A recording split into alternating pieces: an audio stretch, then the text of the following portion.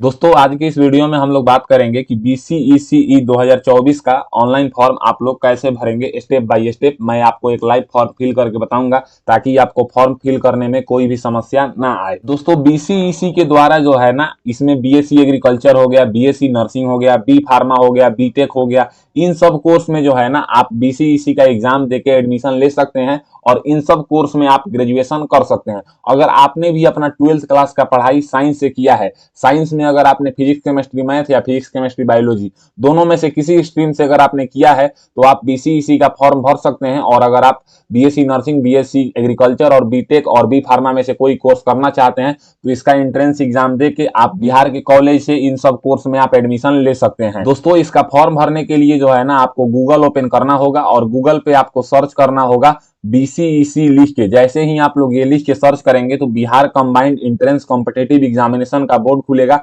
आपको इस वेबसाइट के ऊपर क्लिक कर देना है। इसके ऊपर क्लिक करने के बाद जो है ना यहाँ पे ऑनलाइन एप्लीकेशन फॉर्म के सेक्शन में आपको सबसे पहला ऑप्शन जो है वो online application portal of BCECE 2024 लिखेगा। आपको इसके ऊपर क्लिक करना है। जैसे ही आप लोग इसके ऊपर क्लिक करेंगे तो यहाँ पे जो है ना फॉर्म आवेदन देने का वेबसाइट खुलेगा। आप लोग देख सकते हैं BCEC 2024 इंपोर्टेंट डेट्स की अगर हम बात करें तो आप 19 अप्रैल 2024 से लेकर 19 मई 2024 तक फॉर्म को भर पाएंगे। यहाँ पे अगर नोटिफिकेशन डाउनलोड करना चाहते हैं तो आप इसके ऊपर क्लिक करके डाउनलोड कर सकते हैं। तो मुझे फॉर्म आवेदन देना है तो हम यहाँ पे राइट साइड में जो कॉर्नर पे न्यू रजिस्ट्रेशन है हम इसके ऊपर क्लिक करेंगे। जैसे ही हम इसके ऊपर क्लिक करेंगे तो यहाँ पे एग्जामिनेशन का नाम BCEC 2024 लिखा रहेगा। उसके बाद जो है ना कोर्स ग्रुप अप्लाइड फॉर, आप किस कोर्स ग्रुप में अप्लाई कर रहे हैं जैसे यहाँ पे आपको समझना होगा। फिजिक्स केमिस्ट्री मैथ है पहला ऑप्शन, दूसरा है फिजिक्स केमिस्ट्री बायोलॉजी और तीसरा ऑप्शन है फिजिक्स केमिस्ट्री मैथ बायोलॉजी और चौथा ऑप्शन है एग्रीकल्चर साइंस। यानी कि आपने 12th क्लास में जो सब्जेक्ट से पढ़ाई किया था वो सब्जेक्ट का चुनाव यहाँ पे करेंगे। बहुत सारे लोग जो है ना फिजिक्स केमिस्ट्री मैथ से ISC करते हैं, बहुत सारे लोग फिजिक्स केमिस्ट्री बायोलॉजी से करते हैं, बहुत सारे ऐसे भी लोग होते हैं ना जो फिजिक्स केमिस्ट्री मैथ बायोलॉजी चारों सब्जेक्ट से पढ़ाई करते हैं और बहुत सारे लोग एग्रीकल्चर साइंस से पढ़ाई करते हैं। तो आप जिस भी स्ट्रीम से 12th क्लास का पढ़ाई किए होंगे वो स्ट्रीम आप यहाँ पे सिलेक्ट करेंगे। उसके बाद यहाँ पे आपको कैंडिडेट्स नेम यानी कि आपको अपना नाम फर्स्ट नेम लिखना है, फिर यहाँ पे मिडिल नेम लिखना है, फिर यहाँ पे लास्ट नेम लिखना है जो कि 10th के सर्टिफिकेट के अकॉर्डिंग होगा। फिर यहाँ पे कंफर्म कैंडिडेट्स नेम, फिर यहाँ पे फर्स्ट नेम, मिडिल नेम और यहाँ पे लास्ट नेम आपको फिल करना है। फिर यहाँ पे कैंडिडेट्स का डेट ऑफ बर्थ आपको फिल करना है जो कि 10th के सर्टिफिकेट के अकॉर्डिंग फिल करना है। यहाँ पे आप क्लिक करेंगे तो कैलेंडर खुलेगा। कैलेंडर से आप इसमें से ईयर सिलेक्ट करेंगे, मंथ सिलेक्ट करेंगे और फिर यहाँ से डेट सिलेक्ट कर देंगे। डेट ऑफ बर्थ सिलेक्ट करने के बाद confirm candidates date of birth का ऑप्शन है तो आपको यहाँ पे फिर से अपना डेट ऑफ बर्थ सिलेक्ट करना है। फिर यहाँ पे जो है ना आपको अपना मोबाइल नंबर फिल करना है। मोबाइल नंबर फिल करने के बाद यहाँ पे send mobile number verification code के ऊपर क्लिक कीजिएगा और यहाँ पे मोबाइल नंबर पे जो OTP जाएगा उसको यहाँ पे inter mobile number verification code वाले सेक्शन में आप लिख लीजिएगा। फिर यहाँ पे आपको एक अपना वैलिड ईमेल आईडी फिल करना है और ईमेल आईडी फिल करने के बाद यहाँ पे send email address verification code के ऊपर क्लिक करना है और inter email address verification code वाले सेक्शन में जो है ना अपना ईमेल आईडी पे भेजा गया OTP को आपको लिख लेना है। उसके बाद आपको यहाँ पे पासवर्ड बनाना है। अगर हम पासवर्ड की बात करें तो बोला गया है कि जो आपका पासवर्ड होगा वो मिनिमम 8 कैरेक्टर का होना चाहिए और मैक्सिमम 20 कैरेक्टर से कम होना चाहिए। इसमें जो है ना एक अपर केस होगा और एक लोअर केस होगा, एक स्पेशल कैरेक्टर होगा और एक नंबर होगा। यानी कि अगर आपका नाम ऋतिक है तो आप ऋतिक @123 करके पासवर्ड बना सकते हैं। फिर जो पासवर्ड आप बनाएंगे उसी पासवर्ड को यहाँ पे जो है ना आपको कंफर्म पासवर्ड में फिल करना है। फिर यहाँ पे आधार नंबर का सेक्शन है, इस पे स्टार मार्क नहीं लगा हुआ है। अगर आप चाहें तो इसको खाली छोड़ सकते हैं लेकिन आप इसको फिल कर दीजिएगा तो सही रहेगा। फिर यहाँ पे आपको सिक्योरिटी क्वेश्चन सेलेक्ट करना है। ये उस टाइम पे काम आता है जब आप पासवर्ड फॉरगेट करना चाहते हैं। जैसे कि यहाँ पे name of your first teacher है, name of your favourite movies हो गया या फेवरेट टीम हो गया, तो जो भी आप चाहें वो यहाँ से सिलेक्ट करेंगे। जो ऑप्शन आप यहाँ पे सिलेक्ट करेंगे उस ऑप्शन का यहाँ पे सिक्योरिटी आंसर में जो है ना उसका नाम यहाँ पे लिखेंगे। फिर यहाँ पे इंटर सिक्योरिटी पिन यानी कि जो कैप्चा आपको दिखाई दे रहा है उसको इस बॉक्स में आपको फिल करना है। अब जैसे ही आप यहाँ पे साइन अप के ऊपर क्लिक करेंगे तो जो भी डिटेल्स आपने फिल किया है ना उन सब डिटेल्स का एक मतलब पूरा वेरिफिकेशन के लिए खुलेगा। अगर ये सब सही है तो आप यहाँ पे कंफर्म के ऊपर क्लिक करेंगे, अगर कुछ गलत है तो कैंसिल के ऊपर क्लिक करके आप सुधार कर लेंगे। तो मेरा सारा डिटेल सही है तो हम यहाँ पे कंफर्म के ऊपर क्लिक करेंगे।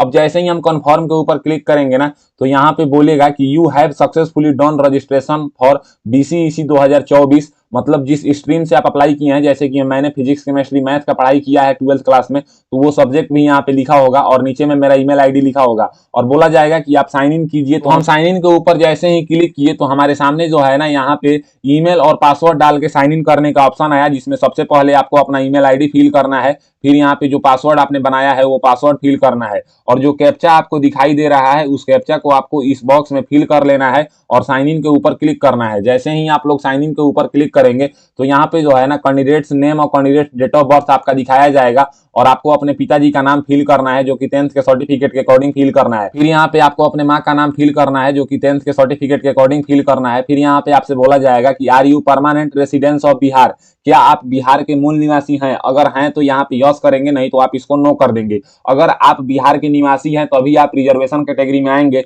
अगर आप बिहार से बाहर के हैं तो आप जो है ना जनरल कैटेगरी में आएंगे। तो यहाँ पे आप अपने अकॉर्डिंग चूज कीजिएगा।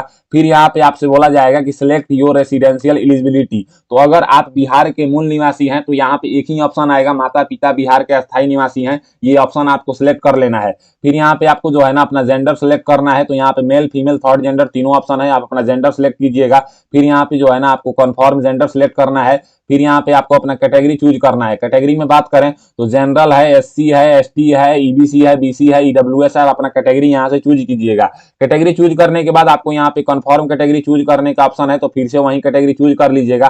फिर यहाँ पे बोला जाएगा कि is your family father mother, मतलब दोनों आदमी का मिला के आपका एनुअल इनकम जो है वो 8 लाख से कम है, मतलब आपका घर का कुल इनकम जो है वो अगर 8 लाख से कम है तो आप यहाँ पे यस करेंगे और अगर 8 लाख से ज्यादा है तो आप यहाँ पे नो करेंगे।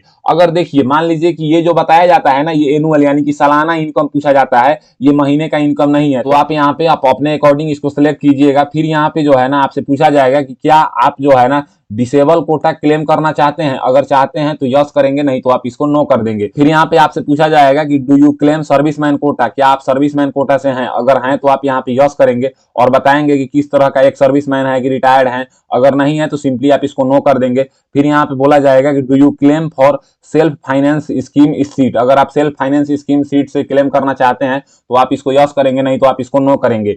फिर यहाँ पे जो है ना do you claim NRI quota, अगर आप एनआरआई कोटा से हैं तो आप इसको यस करेंगे, नहीं तो आप इसको नो कर दीजिएगा। फिर यहाँ पे बोलेगा कि district name of institute passed appearing at IAC equivalent, यानी कि जो आप इंटरमीडिएट ऑफ साइंस का पढ़ाई किए हैं वो किस डिस्ट्रिक्ट से किए हैं यहाँ से सिलेक्ट करना है। जो डिस्ट्रिक्ट में आपका घर है उस डिस्ट्रिक्ट का नाम आपको सिलेक्ट नहीं करना है, जिस डिस्ट्रिक्ट से जो है ना आपने अपना इंटरमीडिएट ऑफ साइंस का पढ़ाई किया है उस डिस्ट्रिक्ट का नाम आप यहाँ पे सिलेक्ट करेंगे। फिर यहाँ पे आपको मार्क ऑफ आइडेंटिफिकेशन, अगर आपके शरीर में कहीं कटे फटे या जले या तिल का निशान है तो आप उसको यहाँ पे बताएंगे। फिर यहाँ पे जो है ना आपको अपना परमानेंट एड्रेस बताना है। अब अगर परमानेंट एड्रेस की अगर हम बात करें तो सबसे पहले यहाँ पे एड्रेस लाइन 1 है तो इसमें जो है ना आप अपना विलेज का नाम लिख दीजिएगा। फिर यहाँ पे एड्रेस लाइन 2 है तो आप अपने यहाँ पे पोस्ट ऑफिस का नाम लिख दीजिएगा। फिर यहाँ पे एड्रेस लाइन 3 है तो आप अपने पुलिस स्टेशन का नाम लिख दीजिएगा। यहाँ से स्टेट का नाम जो है आप अपना बिहार सेलेक्ट कर लीजिएगा। फिर यहाँ पे आपको अपने डिस्ट्रिक्ट का नाम चूज करना है, डिस्ट्रिक्ट का नाम चूज कर लीजिएगा। फिर यहाँ पे आपको अपना पिन कोड फिल करना है जो कि आपके आधार कार्ड के पीछे होगा, पिन कोड फिल कर लीजिएगा। फिर यहाँ पे आपसे बोला जाएगा correspondence address same as permanent address, क्या आपका जो है ना करस्पॉन्डेंस एड्रेस और परमानेंट एड्रेस अगर दोनों सेम है तो आप यहाँ पे सेम के ऊपर टिक कर देंगे, अगर अलग अलग है तो आप इसके ऊपर टिक नहीं करेंगे और अलग अलग फिल करेंगे। ये फिल करने के बाद आपको यहाँ पे सबमिट एंड कंटिन्यू के ऊपर क्लिक करना है। अब जैसे ही आप यहाँ पे सबमिट एंड कंटिन्यू के ऊपर क्लिक करेंगे तो यहाँ पे जो है ना आपको एक फोटो अपलोड करना है और एक इंग्लिश सिग्नेचर अपलोड करना है और एक हिंदी सिग्नेचर अपलोड करना है। फोटो का अगर हम बात करें तो यहाँ पे गाइडलाइंस बताया हुआ है कि जो आपका फोटो होगा वो पासपोर्ट साइज कलर फोटो होगा, 200 पिक्सल इसका विड्थ होना चाहिए, 250 पिक्सल इसका हाइट होना चाहिए, 100 केबी से कम का होना चाहिए। यहाँ पे इंग्लिश सिग्नेचर बताया गया है कि 300 पिक्सल इसका जो है विड्थ होना चाहिए, 100 पिक्सल इसका हाइट होना चाहिए, 100 केबी से कम का जेपीजी और जेपीईजी फॉर्मेट में होना चाहिए। और फिर यहाँ पे आपको एक हिंदी सिग्नेचर अपलोड करना है जो कि 300 पिक्सल विड्थ होगा और 100 पिक्सल हाइट होगा, 100 केबी से कम का आपका होगा। सिग्नेचर जो आप साइन करेंगे वो व्हाइट पेपर पे करेंगे, ब्लैक या ब्लू इंक से करेंगे। फोटो जो होगा आपका वो अच्छा कलर में होना चाहिए और कलर फोटो होना चाहिए। यहाँ पे फोटो के बारे में नोटिफिकेशन में भी समझाया हुआ है, अगर आप देखिएगा तो नोटिफिकेशन में ये बात बोला गया है कि जो आपका फोटो होगा उस पे आपको अपना नाम लिखना है और उस पे जो है ना आप डेट लिखेंगे कि किस डेट को आप फोटो खिंचवा रहे हैं और नीचे में अगर आप देखिएगा तो यहाँ पे ये भी बताया गया है कि फोटो खिंचवाने की तिथि जो आपकी होगी वो 1/1/2024 से पहले नहीं होनी चाहिए, यानी कि 1 जनवरी से पहले जो है ना यहाँ पे डेट नहीं लिखा होना चाहिए, 1 जनवरी 2024 के बाद का ही डेट इस पे लिखा होना चाहिए। तो इस तरह का आपको फोटो अपलोड करना है। तो दिया हुआ गाइडलाइंस के अनुसार फोटो सिग्नेचर अपलोड करने के बाद आपको सेव एंड कंटिन्यू के ऊपर क्लिक करना है। जैसे ही आप लोग सेव एंड कंटिन्यू के ऊपर क्लिक करेंगे तो यहाँ पे आपके सामने जो है ना एजुकेशन इंफॉर्मेशन खुलेगा। तो सबसे पहले इसमें जो है ना यहाँ पे 10वीं के बारे में जानकारी पूछा जा रहा है कि आप 10वीं क्लास जो है ना किस स्कूल या कॉलेज से किए हैं उसके बारे में बताएंगे। फिर यहाँ पे 10th किस बोर्ड से किए हैं उसको आप यहाँ से सिलेक्ट करेंगे। बोर्ड सिलेक्ट करने के बाद पासिंग स्टेटस आप बताएंगे कि आप 10th क्लास पास कर चुके हैं, तो यहाँ से पास सिलेक्ट करेंगे। पासिंग ईयर आपको चूज करना है कि आपने जो है ना किस साल में 10th क्लास पास किया है, तो यहाँ से आप अपना ईयर बताएंगे। जैसे कि मैंने 2017 में किया है, 2017 सेलेक्ट करेंगे।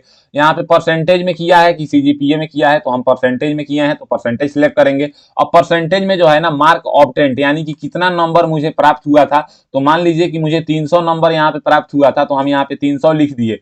टोटल मार्क्स का मतलब होता है कि जो है ना कितने नंबर का एग्जाम हुआ था, तो हम यहाँ पे ये लिख दिए, यहाँ पे परसेंटेज बता दिया। उसके बाद यहाँ पे आईएससी यानी कि 10th+2 के बारे में जानकारी देना है कि सबसे पहले स्कूल या कॉलेज का नाम। फिर यहाँ पे आपको अपना बोर्ड सिलेक्ट करना है, किस बोर्ड से आपने 12th क्लास का पढ़ाई किया है। पासिंग स्टेटस आपको बताना है, तो यहाँ पे पासेड ऑप्शन भी है और एपियरिंग ऑप्शन भी है। अगर आप यहाँ से एपियरिंग चूज करेंगे तो यहाँ पे पासिंग ईयर जो है ना वो ऑलरेडी 24 ही आपका फिल आएगा, और यहाँ पे परसेंटेज में जो है ना आपका परसेंटेज आएगा, और ये सब आप कुछ भी फिल नहीं कर सकते हैं। लेकिन अगर आप यहाँ से पासेड सिलेक्ट करेंगे तो आपको जो है ना यहाँ पे अपना पासिंग ईयर बताना होगा कि आपने किस ईयर में जो है ना 12th क्लास पास किया है। फिर यहाँ पे जो है ना परसेंटेज और सीजीपीए में से बताएंगे कि आप किससे किए हैं, तो जैसे हम परसेंटेज से किए हैं तो यहाँ पे जो है ना अब आपको ये सब फिल नहीं करना है, अब नीचे फिल करना है। परसेंटेज हो गया या टोटल मार्क्स हो गया, या फिल नहीं करना है। नीचे क्या फिल करना है, तो इंग्लिश जो है ना आपका कितने नंबर का एग्जाम हुआ था, तो मान लीजिए कि मुझे इंग्लिश में 60 नंबर आया था, और यहाँ पे जो एग्जाम हुआ था वो 100 नंबर का हुआ था, हमने फिल कर दिया। फिर यहाँ पे फिजिक्स में जो है ना कितना नंबर आपको मार्क ऑब्टेंट यानी कितना नंबर प्राप्त हुआ है, ऐसे मुझे मान लीजिए कि 68 नंबर प्राप्त हुआ है और 100 नंबर का एग्जाम हुआ है। फिर यहाँ पे केमिस्ट्री में जो है ना आपको कितने नंबर प्राप्त हुए हैं, तो जैसे मान लीजिए कि मुझे 65 नंबर प्राप्त हुआ है, और जो एग्जाम हुआ है टोटल नंबर वो 100 नंबर का हुआ है। फिर यहाँ पे मैथ है, तो मैथ में मान लीजिए कि मुझे 70 नंबर प्राप्त हुआ है, और जो एग्जाम हुआ है वो 100 नंबर का एग्जाम हुआ है। तो इस तरह से आप फिल करेंगे ना, तो यहाँ पे आपका दिखा दिया जाएगा कि टोटल परसेंटेज कितना बन रहा है। अब जैसे ये सारा डिटेल्स आप फिल कर लीजिएगा, तो फिर यहाँ पे सबमिट एंड कंटिन्यू के ऊपर आपको क्लिक करना है। अब जैसे ही आप सबमिट एंड कंटिन्यू के ऊपर क्लिक करेंगे तो यहाँ पे आप देखिएगा तो आपका पूरा डिटेल्स खुल के आएगा। जितना भी डिटेल्स आपने फिल किया है वो एप्लीकेशन प्रीव्यू में आपका खुल के आया हुआ है। इन सब डिटेल्स में जो है ना आपको यहाँ पे दिखाया जा रहा है कि आपका इंग्लिश में कितना % नंबर है अलग से, और फिर यहाँ पे पीसीएम यानी कि फिजिक्स केमिस्ट्री मैथ में कितना % नंबर बन रहा है, पीसीबी में कितना नंबर बन रहा है। इन सब को आप देखते हुए चलेंगे। नीचे में आपका फोटो सिग्नेचर भी है, और यहाँ पे डिक्लेरेशन है। इस डिक्लेरेशन को आप टिक कीजिएगा। टिक करने के बाद प्रोसीड टू पेमेंट के ऊपर आप क्लिक करेंगे, तो यहाँ पे बोला जाएगा कि dear candidates before confirmation please check all your input data, यानी कि जितना भी डाटा आपने फिल किया है उन सबको आप पेमेंट करने से पहले चेक कर लीजिए, नहीं तो पेमेंट करने के बाद आप एडिट नहीं कर पाएंगे। एडिट करने का पैसा भी लगता है। तो यहाँ पे 1000 रुपए का रजिस्ट्रेशन फी है, तो हम यहाँ पे यस के ऊपर क्लिक करेंगे। अब जैसे ही हम यस के ऊपर क्लिक करेंगे ना, तो हमारे सामने एक बिल्डेक्स खुल चुका है। अब इस बिल्डेक्स में जो है ना, जैसे कि यहाँ पे क्रेडिट कार्ड डेबिट कार्ड का ऑप्शन है, तो इसमें आप कार्ड नंबर हो गया, एक्सपायरी डेट हो गया, मंथ हो गया, ईयर हो गया, और सीवीवी हो गया, कार्ड होल्डर नाम डाल के फिल करेंगे। इन सब में सबसे आसान मेथड है मेरे अनुसार क्यूआर के ऊपर आप क्लिक करेंगे, और यहाँ पे सिलेक्ट योर क्यूआर, यहाँ पे भीम यूपीआई वाला ऑप्शन चूज करेंगे, और मेक पेमेंट्स फॉर 1000 के ऊपर आप क्लिक करेंगे। क्लिक करते ही आपके सामने एक क्यूआर कोड जनरेट होकर आ चुका है। इस क्यूआर कोड को आप फोन पे, गूगल पे, पेटीएम से स्कैन करेंगे 5 मिनट के अंदर, और पेमेंट करेंगे तो आपका सक्सेसफुली जो है ना पेमेंट हो जाएगा, और आपके सामने पार्ट ए और पार्ट बी का फॉर्म खुल के आएगा। उस फॉर्म को आप डाउनलोड कर लीजिएगा। तो इस तरह से आज के इस वीडियो में हमने जाना कि Bihar combined entrance competitive examination board 2024 के द्वारा जो बीसीईसी का फॉर्म निकाला गया है 12th पास साइंस वाले स्ट्रीम के लिए, इस फॉर्म को आप लोग घर बैठे कैसे भरेंगे। अगर मेरी दी हुई जानकारी को आपको पसंद आता है तो मेरे वीडियो को लाइक कीजिए, एंड ऐसे ही इंफॉर्मेटिव वीडियो के लिए मेरे चैनल को सब्सक्राइब कीजिए। आज के लिए बस इतना ही, मैं आपसे विदा लेना चाहूंगा। तब तक आप लोग देखते रहिए मेरा यूट्यूब चैनल फॉर्म फिलअप की नॉलेज। जय हिंद, जय भारत।